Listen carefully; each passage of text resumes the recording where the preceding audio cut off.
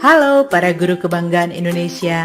Sekarang Anda berada di video kedua dari pelatihan Dampak Kecerdasan Emosional dalam Kegiatan Belajar Mengajar.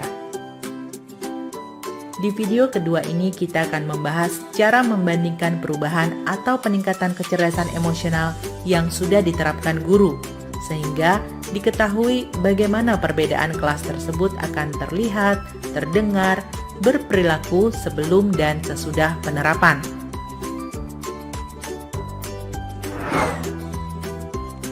Mari kita ingat kembali pertanyaan refleksi untuk membandingkan kecerdasan emosional yang sudah dilakukan dalam kegiatan belajar mengajar. Bagaimana kehadiran Anda sebagai guru dalam pengajaran?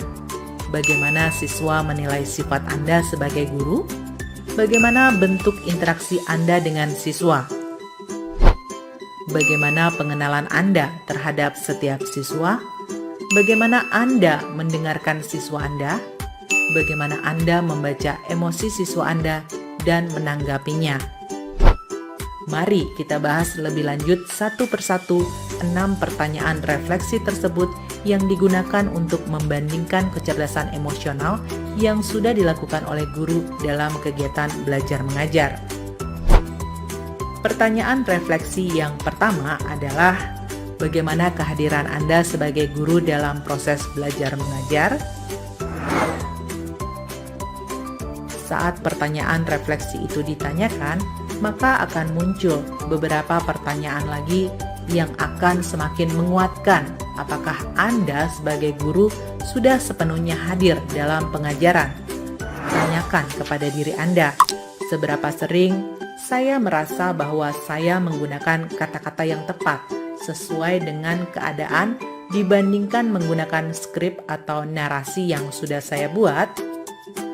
Seberapa sering saya siap mengajarkan pada siswa apa yang telah saya pelajari? Seberapa sering saya bernegosiasi dengan siswa terkait pengaturan waktu dalam proses pembelajaran? Seberapa sering saya bernegosiasi dengan siswa terkait materi pelajaran? Dan seberapa sering saya memiliki materi pelajaran yang mungkin tidak saya gunakan?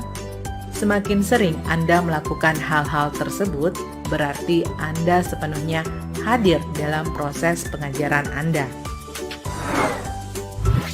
Masuk ke pertanyaan refleksi kedua, yaitu bagaimana siswa menilai sifat Anda sebagai guru. Kecerdasan emosional yang diterapkan adalah cerminan sifat Anda di mata seorang siswa. Mari pikirkan kembali, sifat apa saja yang ingin Anda tunjukkan pada siswa? Apakah sifat berempati, responsif, atau terbuka? Sifat apa saja yang mungkin dirasakan oleh siswa terhadap Anda sebagai guru? Apakah seorang pendengar yang baik, mampu mengenali siswa, atau sosok yang perhatian? Nah, itulah penggunaan kecerdasan emosional dalam proses pengajaran Anda. Pertanyaan refleksi ketiga adalah bagaimana bentuk interaksi Anda dengan siswa. Kecerdasan emosional yang Anda terapkan menunjukkan bentuk interaksi Anda dengan siswa. Analogi manakah yang paling sesuai untuk menjelaskan hubungan Anda sebagai guru dengan siswa? Apakah penegak hukum dan tersangka? Atau pengasuh bagi orang-orang rentan? Atau guru dan pengikut? Atau pemandu wisata dan peserta bus wisata? Nah, kualitas atau sifat apa yang tergambarkan melalui analogi itu? Bagaimana perasaan yang timbul dalam diri siswa Anda berdasarkan analogi tersebut? Itulah dampak dari kecerdasan emosional yang Anda terapkan selama Anda mengajar terhadap perasaan siswa. Pertanyaan refleksi yang keempat adalah, bagaimana pengenalan Anda terhadap setiap siswa Anda? Kecerdasan emosional membantu Anda lebih mengenal siswa. Coba ingat kembali beberapa kejadian ketika Anda sedang mengajar di kelas. Seperti, apakah Anda membuat kontak mata dengan seluruh siswa di kelas? Apakah kontak mata tersebut lebih sering pada siswa tertentu? Mengapa? Apakah Anda mengenal nama siswa Anda? Bagaimana Anda mengetahui nama mereka? Ketika Anda mampu melakukan kontak mata dengan semua siswa dan mengenal atau menyebutkan nama siswa, maka Anda sebagai guru telah menerapkan kecerdasan emosional. Kita lanjut ke pertanyaan refleksi kelima, yaitu bagaimana Anda mendengarkan siswa Anda? Kecerdasan emosional membantu Anda lebih aktif mendengarkan. Mari diingat kembali beberapa hal tentang pengajaran Anda yang terakhir kali, seperti seberapa sering Anda memberikan pertanyaan terbuka atau pertanyaan tanpa jawaban iya atau tidak pada siswa, seberapa sering menyampaikan kembali perasaan yang siswa sampaikan, seberapa sering Anda menunjukkan rasa empati melalui perkataan, seberapa sering Anda mengklarifikasi atau memastikan perkataan siswa Anda. Ketika Anda telah sering melakukan tindakan-tindakan tersebut, maka Anda telah mampu aktif mendengarkan siswa dan menerapkan kecerdasan emosional, dan siswa menjadi lebih terbuka kepada Anda sebagai guru. Masuk ke pertanyaan refleksi yang terakhir, yaitu bagaimana Anda membaca emosi siswa Anda dan menanggapinya.